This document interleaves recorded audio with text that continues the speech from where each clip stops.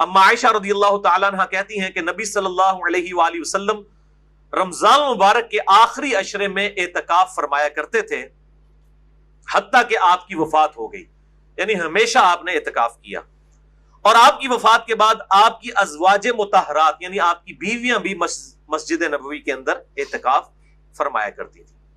دوسری حدیث صحیح بخاری میں ہے، مشکات میں 2099،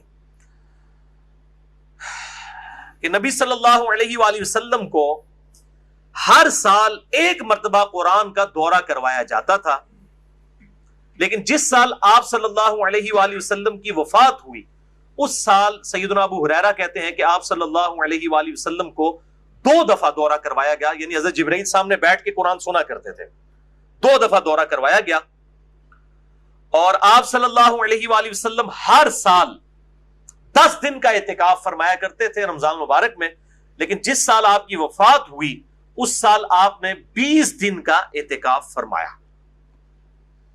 تیسری حدیث جامعہ ترمذی، سنن ابی داؤد، سنن ابن ماجہ میں ہے، مشکات میں 2102، انس بن مالک کہتے ہیں کہ نبی صلی اللہ علیہ وآلہ وسلم ہر سال رمضان مبارک کے آخری عشرے میں 10 دن کا اعتکاف فرمایا کرتے تھے، ایک مرتبہ نہ کر سکے تو اگلی مرتبہ آپ صلی اللہ علیہ وآلہ وسلم نے 20 دن کا اعتکاف کیا، یعنی ایک سال آپ کا اعتکاف چھوٹ گیا تو آپ صلی اللہ علیہ وآلہ وسلم نے اگلے رمضان میں پھر 20 دن کا اعتکاف کیا، یعنی وہ اپنا 10 دن والا، اور یہ 20 دن والا وہی اعتکاف تھا جس اعتکاف کے بعد آپ صلی اللہ علیہ وآلہ وسلم دنیا سے رخصت ہو گئے۔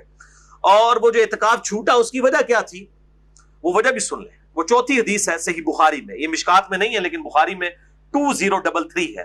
اما عائشہ کہتی ہیں رضی اللہ تعالی عنہا کہ آپ صلی اللہ علیہ وآلہ وسلم جب اعتکاف کے لیے بیٹھنے کا ارادہ کیا رمضان مبارک میں تو میں نے آپ صلی اللہ علیہ وآلہ وسلم کے لیے خیمہ لگا دیا۔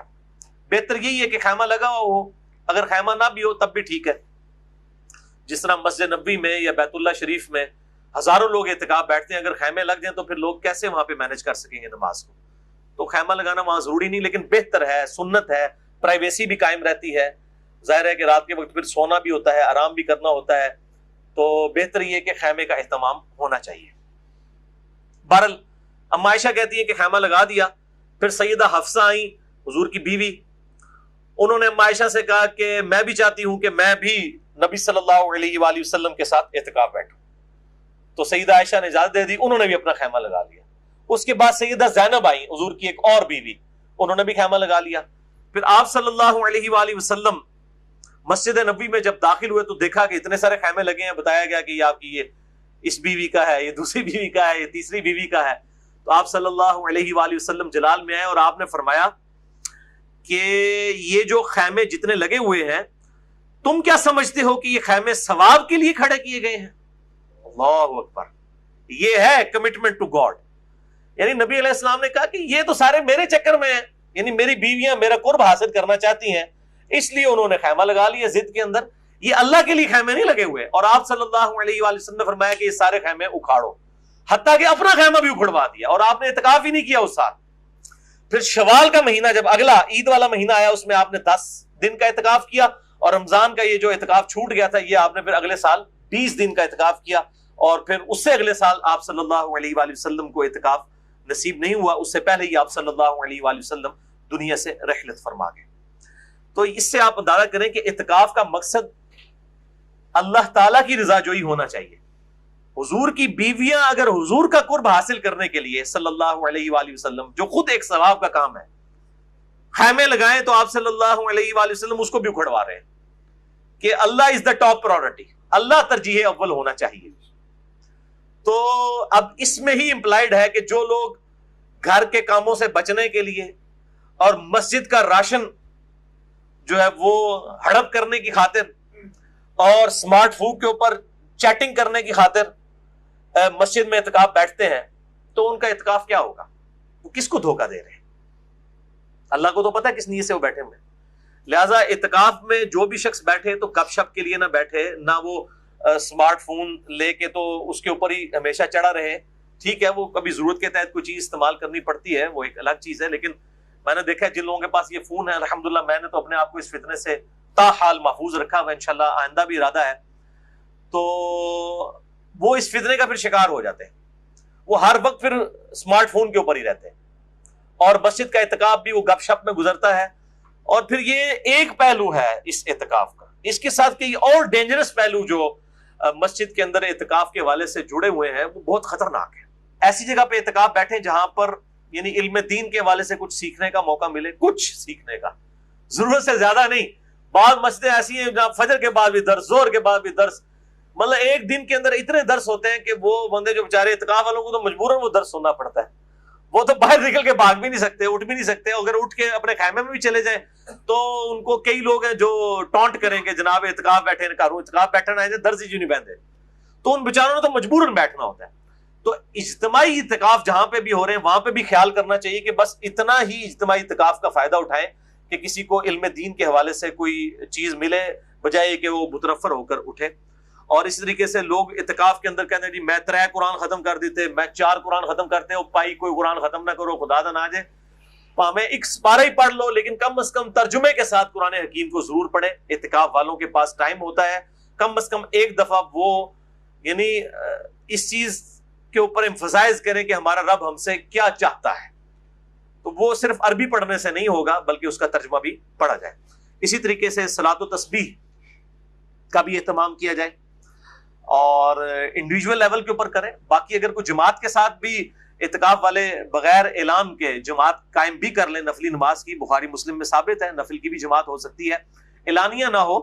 یعنی وہ اس طرح اشتہار لگے ہوتے ہیں فلاں مسجد میں اعتکاف کی جماعت اتنے بجے ہوگی صلاۃ و تسبیح کی، وہ غلط ہے. باقی اعتکاف والے اگر جماعت کروا لیتے ہیں نفلی نماز کی تو بخاری مسلم میں ثابت ہے آپ صلی اللہ علیہ وآلہ وسلم نے نفلی نمازوں کی بھی جماعت کرائی ہے. بلکہ خود قیام اللیل جو تراویح ہے جسے ہم کہتے ہیں عرف عام میں، یہ بھی تو نفلی نماز کی جماعت ہے. تو یہ درست ہے. میں اس حوالے سے کافی دفعہ گفتگو کر چکا ہوں کوسچن آنسر سیشن مسئلہ نمبر 110 ABCDEF کے اندر الحمدللہ. 5ویں حدیث بھی بخاری اور مسلم دونوں میں ہے، مشکات میں 2104 کہ نبی صلی اللہ علیہ وآلہ وسلم جب اعتکاف کا ارادہ فرماتے تو فجر کی نماز پڑھ کے خیمے میں داخل ہوتے تھے 20 رمضان مبارک کو. لیٹ سے لیٹ بھی آپ 20 رمضان کی مغرب سے پہلے غروب آفتاب سے پہلے مسجد میں جا سکتے ہیں. لیکن بہتر یہی ہے کہ 20 رمضان مبارک کو صبح کے وقت، یہ میں 21 رمضان کی بات نہیں کر رہا، 20 کی، جس کی شام کو لوگ دوڑ کے پہنچ رہے ہوتے ہیں، اسی کی فجر کے وقت افضل یہی ہے کہ خیمے میں آپ داخل ہو جائیں. یہ آخری ہے ایز اے لاسٹ ریزارٹ کہ 20 رمضان کی مغرب سے پہلے آپ مسجد میں داخل ہو جائیں. بہتر یہ ہے کہ فجر کے بعد جو سنت بھی ہے. 6 حدیث بھی بخاری اور مسلم دونوں میں ہے جس میں اعتکاف کا مقصد بھی آ جائے گا، مشکات میں 2086 کہ آپ صلی اللہ علیہ وآلہ وسلم نے رمضان کے پہلے 10 دن کا اعتکاف کیا، اس کے بعد پھر اگلے 10 دن کا اعتکاف کیا، اور پھر آپ صلی اللہ علیہ وآلہ وسلم نے سر مبارک خیمے سے باہر نکالا اور فرمایا کہ میں نے پہلے 10 دن اعتکاف کیا کہ مجھے شب قدر مل جائے، تو نہیں ملی، پھر اگلے 10 دن بھی نہیں ملی. اب میرے پاس ایک فرشتہ آیا اور اس نے مجھے بتایا ہے، اللہ تعالیٰ کی طرف سے وحی لے کر آیا کہ رمضان مبارک کے آخری عشرے کی طاق راتوں میں 21ویں 23ویں 25ویں 27ویں اور 29ویں میں آپ صلی اللہ علیہ وآلہ وسلم جو ہیں وہ شب قدر کو تلاش کریں. مجھے خواب دکھائی گئی ہے کہ اس رات جب میں صبح نماز فجر پڑھاؤں گا تو نماز فجر پڑھانے کے بعد میرے ماتھے پر کیچڑ کا نشان ہوگا.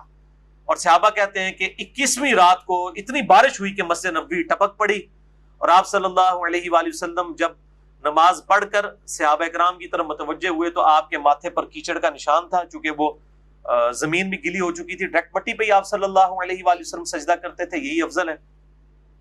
چٹائی کا تو صرف جواز ہے، افضل تو مٹی پہ سجدہ کرنا ہے. تو صحابہ کہتے ہیں ہمیں سمجھ آ گئی کہ یہ رات شب قدر تھی. یعنی صحابہ کو بھی وہ رات گزرنے کے بعد فجر کے بعد پتہ چلا، یہ نہیں ہوتا کوئی چیز نظر آنی ہوتی ہے. 7ویں حدیث بھی بخاری اور مسلم دونوں میں ہے، مشکات میں 2100 اما عائشہ رضی اللہ تعالیٰ عنہ کہتی ہیں کہ جب آپ صلی اللہ علیہ وآلہ وسلم اعتکاف فرماتے تو آپ صلی اللہ علیہ وآلہ وسلم مسجد نبوی چونکہ ایڈجسنٹ تھی حجرے عائشہ کے ساتھ، تو آپ صلی اللہ علیہ وسلم مسجد میں ہی سے جو کھڑکی کھلتی تھی آپ کے حجرے کی لیفٹ سائڈ کے اوپر، یعنی قبلہ رخ آپ کا ہو تو لیفٹ سائڈ کے اوپر حجرہ مبارک جہاں پہ آپ قبر مبارک ہے آپ صلی اللہ علیہ وآلہ وسلم کی، تو اس حجرے کی جو کھڑکی تھی وہ مسجد نبوی میں کھلتی تھی. آپ صلی اللہ علیہ وسلم اپنا سر مبارک وہاں سے اندر کر دیتے تھے. اور اما عائشہ کہتی ہیں کہ میں بسا اوقات حالت حیض میں بھی ہوتی تھی، تب بھی آپ صلی اللہ علیہ وسلم کے علم میں بھی یہ بات ہوتی تھی، تو آپ صلی اللہ علیہ وسلم مجھ سے کنگھی کروایا کرتے تھے. اور آپ صلی اللہ علیہ وسلم میرے حجرے میں صرف اسی وقت تشریف لاتے تھے جب کوئی طبعی ضرورت ہوتی تھی انسانی، یعنی پیشاب وغیرہ کرنے کے لیے ہی آپ صلی اللہ علیہ وسلم مسجد سے باہر نکلا کرتے تھے، یا غسل وغیرہ کرنے کے لیے.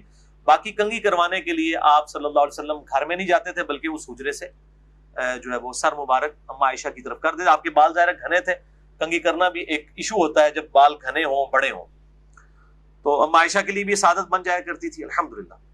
تو یہ جو طبی ضرورت کے الفاظ ہیں اما عائشہ کے، تو طبی ضرورت میں کھانا پینا، غسل کرنا، اسی طریقے سے ٹوائلٹ، یہ ساری کی ساری چیزیں طبی ضرورت ہیں. ان کے لیے آپ اپنے گھر بھی آ سکتے ہیں اگر مسجد میں انتظام نہ ہو. اگر مسجد میں انتظام ہو جس طرح کہ آج کل ہوتا ہے، پھر گھر آنے کی ضرورت نہیں ہے. اور یہ جو پبلک میں مشہور ہے کہ جی وضو والی جگہ پہ تھوڑی دیر بیٹھ کے بھی گپ شپ کر لی تو اعتکاف ٹوٹ گیا، کیونکہ وضو والی جگہ مسجد سے باہر ہوتی ہے. بھائی وضو والی جگہ مسجد کے اندر شامل ہے، وہ فنائے مسجد ہے. مسجد کی جو بڑی باؤنڈری ہے باہر والی، اس کے اندر جتنی چیزیں ہیں وہ مسجد کے اندر شامل ہیں، چاہے کوئی وضو خانہ ہو، کوئی مدرسہ ہو، ٹوائلٹ بنا ہو، یہ سب کے سب مسجد میں شامل ہیں. اور اب خود الیاس قادری صاحب نے بھی اپنے اس فتوے سے رجوع کر لیا ہے، کیونکہ فتاوی رضویہ شریف میں وہ کہتے ہیں جی احمد بریلوی صاحب کا ایک فتاوی رضویہ چھپا ہے، تو اس میں فتویٰ نکل آیا کہ فنائے مسجد بھی مسجد میں داخل ہے. ورنہ ہم جب دعوت اسلامی میں تھے تو اگر کوئی بندہ وہ صابن سے چہرہ بھی دھو لیتا تھا نا وضو والی جگہ پہ، تو کہتے ہیں اعتکاف ٹوٹ گیا، کیونکہ صابن تو ضرورت میں سے نہیں ہے. اور فرض کے علاوہ غسل کرنے کے لیے کوئی باہر چلا گیا تو اس کا بھی اعتکاف ٹوٹ گیا. وہ کہتے ہیں جب تک غسل فرض نہیں ہوگا آپ غسل نہیں کر سکتے. اور یہی وجہ ہے کہ اکثر مسجدوں میں آپ کو بالکل بدبودار کپڑوں کے اندر جو ہے معتکف جو ہے وہ اللہ تعالیٰ سے آخرت کی امید پہ بیٹھے ہوئے ہیں. یعنی اسلام جو کہ صفائی نصف ایمان ہے، صحیح مسلم میں حدیث ہے 534 نمبر صحیح مسلم کے اندر انٹرنیشنل نمبر کے مطابق کہ صفائی نصف ایمان ہے. وہ مسلمان جو ہے مسجد کے اندر بدبو پھیلا رہا ہے. اور بخاری مسلم میں حدیث ہے کہ مسجد میں جو ہے وہ پیاز بھی نہ، کچا پیاز اور لہسن کھا کے نہ جاؤ کہ بدبو نہ آئے. آپ نے اعتکاف والے اگر 500-600 بندے اجتماعی اعتکاف میں بدبودار بٹھائے ہوئے ہیں، جن کو نہ آپ غسل کرنے دے رہے ہیں، نہ کپڑے بدلنے دے رہے ہیں گرمیوں میں، جس طرح آج کل جون کے اندر روزے ہیں، تو اور جی وہ فرض غسل کے علاوہ باہر نہیں نکل سکتا، کپڑے نہیں بدل سکتا، ناخن نہیں کاٹ سکتا. بھائی سب کچھ کر سکتا ہے، کوئی ممانعت نہیں ہے. روزانہ کپڑے بدلے، روزانہ 10 دفعہ بے شک نہ آئے. میں نے تو حدیث سے ثابت کیا کہ آپ صلی اللہ علیہ وآلہ وسلم تو اپنا روزہ ٹھنڈا کرنے کے لیے بھی نہایا کرتے تھے، جسم کے اوپر گیلا کپڑا رکھا کرتے تھے. تو صاف رہنا یہ اولین ترجیح ہے. وہ کہتے ہیں جی جس کپڑے میں اعتکاف بیٹھے گا اسی میں اس کو اٹھنا ہے. انا للہ و انا الیہ راجعون. کوئی ایسا مسئلہ نہیں ہے. یہ سب کے سب چیزیں بالکل جعلی بنائی ہوئی ہیں. المصنف ابن ابی شیبہ میں ایک پورا چیپٹر ہے جس میں صحابہ کرام تابعین کے فتاوی موجود ہیں کہ وہ معتکف جو ہے وہ ایون اگر جامعہ مسجد نہیں ہے تو جمعہ پڑھنے کے لیے بھی اپنی مسجد سے نکل کے دوسری مسجد میں جا سکتا ہے. ایون یہاں تک ہے کہ کسی کا جنازہ بھی پڑھنے کے لیے جا سکتا ہے جبکہ وہ فالتو کسی کے پاس کھڑا نہ ہو. بعض تابعین کے نزدیک مریض کی عیادت کے لیے بھی جا سکتا ہے، جنازہ پڑھنے کے لیے بھی جا سکتا ہے، اس کا اعتکاف نہیں ٹوٹے گا. تو الحمدللہ دین کے اندر آسانی ہے. ایسا نہیں ہے کہ وہ خام خواہ ایک چیزیں مشہور کر دی ہوئی ہیں اور یہ خام خواہ لوگوں نے معاملات کو بگاڑ دیا ہے. 8ویں حدیث بھی بخاری اور مسلم دونوں میں ہے اور یہ مشکات میں نہیں ہے. بخاری میں اس کا نمبر ہے 2035، مسلم میں 5680. یہ بہت کریٹیکل حدیث ہے. میں نے اگلے دن بیان بھی کی تھی اپنے ای میلز کے حوالے سے بھی. سیدہ صفیہ بنت حیی بن اخطب رضی اللہ تعالی عنہا وسلام اللہ علیہا حضور کی بیوی تھی. یہ اعتکاف کی حالت میں حضور کو ملنے کے لیے آئی. آپ صلی اللہ علیہ وآلہ وسلم اعتکاف بیٹھے ہوئے تھے. رات کے وقت میں مسلم شریف کے الفاظ ہے کہ ملنے کے لیے آئیں. اب رات آج کل کی رات نہیں تھی کہ اسٹریٹ لائٹس ہیں، بالکل گھپ اندھیرا ہے. آپ صلی اللہ علیہ وسلم کافی دیر تک ان کے ساتھ باتیں کرتے رہے. پھر آپ صلی اللہ علیہ وسلم ان کے ساتھ بڑی دور چلے گئے ان کو گھر چھوڑنے کے لیے. واپسی پہ آپ نے دیکھا کہ 2 انصاری اصحاب کھڑے ہیں جو آپس میں گفتگو کر رہے ہیں. آپ صلی اللہ علیہ وآلہ وسلم نے ان کو اپنی طرف متوجہ کیا اور آپ صلی اللہ علیہ وسلم نے فرمایا کسی سوچ کی ضرورت نہیں ہے، یہ میری بیوی صفیہ تھی جو مجھ سے ملنے آئی تھی. آپ نے اپنی کلیریفیکیشن دی. یہاں پہ کہتے ہیں نہیں حکمران کلیریفیکیشن نہیں دے سکتا عوام کو، مولوی اپنے فالوورز کو نہیں کلیریفیکیشن دے سکتا. حضرت صاحب نے فرما دیا، بس جو کچھ کر دیا. حضرت صاحب تو غلط ہو ہی نہیں سکتے. نبی علیہ السلام اپنی کلیریفیکیشن اصحاب کو دے رہے ہیں اور کہہ رہے ہیں کہ کسی کو سوچنے کی ضرورت نہیں ہے، میری بیوی صفیہ تھی جس کو میں چھوڑنے کے لیے گھر تک گیا تھا. تو صحابہ کرام نے کہا سبحان اللہ یا رسول اللہ. یہ یعنی ایک کلمہ جو ہے وہ حیرانگی کا بولا جاتا تھا. اللہ پاک ہے, ہم آپ کے بارے میں کب ایسا گمان کر سکتے ہیں. تو آپ صلی اللہ علیہ وآلہ وسلم نے فرمایا بے شک شیطان خون کی طرح بدن میں دوڑتا ہے, مجھے خطرہ ہوا کہ تمہیں بدگمانی میں نہ ڈال دے. لیڈر کی یہ ذمہ داری ہے کہ اپنی طرف سے کلیریفیکیشن دے. میں نے بھی اپنی کلیریفیکیشن کے اوپر 4 لیکچر دیے ہیں, مثلا نمبر 124 ABCD. اس وقت کئی لوگ کہہ رہے تھے کیا ضرورت ہے بھئی, یہ سنت ہے اپنی کلیریفیکیشن دینا. پھر ہر نٹی گٹی کی نہیں دینی ہوتی, موٹی موٹی کلیریفیکیشن دے دی جائیں تو صورتحال بالکل کلیئر ہو جاتی ہے کہ کیا حق ہے اور کیا باطل ہے. نویں حدیث سنن ابن ماجہ میں ہے, مشکات میں 2107. نبی صلی اللہ علیہ وآلہ وسلم جب اعتکاف فرماتے تو توبہ کے ستون کے پیچھے آپ علیہ السلام کے لیے بستر بچھا دیا جاتا یا چارپائی لگا دی جاتی. یہ توبہ کا ستون آج بھی مسجد نبی میں موجود ہے, جسے استوانۃ التوبہ کہتے ہیں. ایک صحابی نے اپنے آپ کو مسجد نبی کے ستون کے ساتھ باندھ لیا تھا, پروٹیسٹ کرتے ہوئے کہ جب تک میری توبہ قبول نہیں ہوگی اللہ تعالیٰ وحی کے ذریعے نبی علیہ السلام کو نہیں بتائے گا, تو میں نے تو یہ یہاں پہ دھرنا دیا ہوا ہے. اور پھر اللہ تعالیٰ کی طرف سے وحی نازل ہوئی. وہ آج بھی ستون التوبہ کے نام سے مشہور ہے. مسجد نبی کے کچھ ستون آپ کو علیحدہ سے جو سبز جالیاں نا ان کی طرف نظر آئیں گے. ایک تو سنہری جالیاں ہیں وہ قبلہ رخ کی طرف ہے, ایک لیفٹ کے اوپر جو ہے وہ آپ قبلے کی طرف آپ کا چہرہ ہو تو محراب جو نبی صلی اللہ علیہ وسلم کا محراب ہوا کرتا تھا وہ اب تو انہوں نے بیچ میں لیا ہوا ہے, مسجد میں 4-5 صفحے آگے شفٹ ہو چکے ہیں, بلکہ اس سے بھی زیادہ. لیفٹ سائڈ کے اوپر جو ہے گرین کلر کی جالیاں ہیں, ان کے پاس آپ کو علیحدہ سے جو ہے وہ ستون عائشہ بھی نظر آ جائے گا, ستون التوبہ بھی نظر آ جائے گا, مختلف ستون. تو وہاں پر آپ صلی اللہ علیہ وسلم کے لیے بستر بچھایا جاتا یا چارپائی لگائی جاتی. اس سے یہ بھی بات پتہ چلی کہ مسجد میں اعتکاف والا چارپائی بھی لگا سکتا ہے. بعض لوگ ہیں جن کو کمر کا ایشو ہوتا ہے, اب یہ اگر وہ بیچارے اپنی چارپائی اٹھا کے مسجد میں لے جائیں تو ہو سکتا ہے یہاں تو علماء اس کو بڑا مایوب سمجھے, شاید اس کو نکال ہی دے کہ مسجد ہے کہ تو اتنے کے بیڈ لا لے اپنا, آ کے ہو سکتا ہے. تو یہ سنت ہے, چارپائی بھی لگائی جا سکتی ہے مسجد کے اندر, لیکن یہ نہیں ہے 500-600 بندہ اعتکاف بیٹھا ہے اور سب چارپائیاں اٹھا کے آ جائیں, نمازی تو اگر باہر ہو جائیں گے. یہ دیکھا جائے گا کہ مسجد کی اپنی صورتحال کیا ہے. تو ایسی مسجد کے اندر پھر اعتکاف میں بیٹھے اگر چارپائی والا, جہاں پہ لوگ کم ہو تو چارپائی بھی لگائی جا سکتی ہے. آخری اور 10ویں حدیث صحیح بخاری اور مسلم میں دونوں میں ہے, مشکات میں 2101. سیدنا عمر کہتے ہیں رضی اللہ تعالیٰ عنہ, میں نے عرض کیا اللہ کے محبوب صلی اللہ علیہ وآلہ وسلم, میں نے زمانے جاہلیت میں ایک جو ہے وہ نظر منت مانی تھی کہ میں مسجد الحرام میں 1 دن اور 1 رات کا اعتکاف کروں گا. تو آپ صلی اللہ علیہ وآلہ وسلم نے فرمایا اپنی نظر پوری کرو. اس سے یہ بات پتہ چلی کہ جو آپ منت مانتے ہیں اعتکاف تو وہ پورا کرنا واجب ہے. دوسرا 1 دن کا اعتکاف بھی ہو سکتا ہے. یہ عموماً ہمارے نفلی اعتکاف ہوتے ہیں نا, 27ویں کو لوگ آ کے بیٹھ جاتے ہیں, 3 دن کا اعتکاف. تو لوگ کہہ رہے ہوتے ہیں نہیں جی اعتکاف تو 10 دن نہیں ہوتا ہے. بھائی پورا مہینہ بھی اعتکاف ثابت ہے, جو میں نے شب قدر والی حدیث بیان کی تھی بخاری اور مسلم کے کانٹیکسٹ میں, کہ آپ صلی اللہ علیہ وآلہ وسلم نے جو ہے وہ پہلے 10 دن اعتکاف کیا, پھر اگلے 10 دن کیا, پھر اگلے 10 دن, تو پورا مہینے کا اعتکاف کیا آپ صلی اللہ علیہ وآلہ وسلم نے. پھر وفات والے سال آپ نے 20 دن کا اعتکاف کیا. تو 1 دن کا اعتکاف بھی ہو سکتا ہے, وہ نفلی اعتکاف ہوگا. اور منت والا اعتکاف تو واجب ہے, وہ ضرور پورا کرنا ہے. باقی جو یہ سنت اعتکاف ہے, اگر کسی کو مجبوراً توڑنا پڑ جائے کسی مجبوری کی وجہ سے, تو پھر اس کی قضا دینے کی ضرورت نہیں. اگر کوئی قضا دینا چاہتا ہے تو بعض محدثین کے ہاں, ائمہ کے ہاں ملتا ہے کہ 1 دن 1 رات کا اعتکاف کر لے اور اس میں روزہ بھی رکھ لے, تو اس کی قضا بھی ہو جائے گی. بہرحال نفلی جو عبادت ہے اس کی قضا کی ضرورت نہیں ہوتی.